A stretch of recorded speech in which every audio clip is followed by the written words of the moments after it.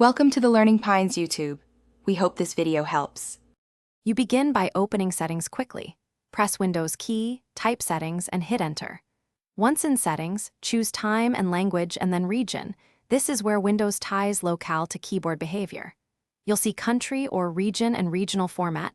Change country if needed. If you need a different language keyboard, click Add a Language now.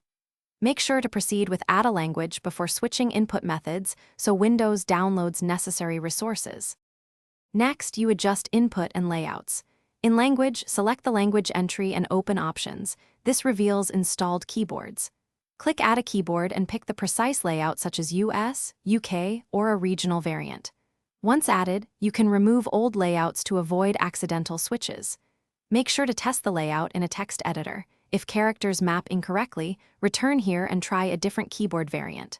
Once done, set your preferred layout as default in the taskbar input menu. Finally, finalize the change by selecting the new keyboard from the taskbar language icon and confirming it types correctly. If you need system-wide enforcement, sign out or restart Windows so apps pick up the new layout.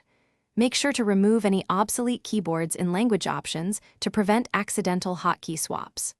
Troubleshooting tip: if the wrong layout still appears, check Advanced Keyboard Settings and disable Let me set a different input method.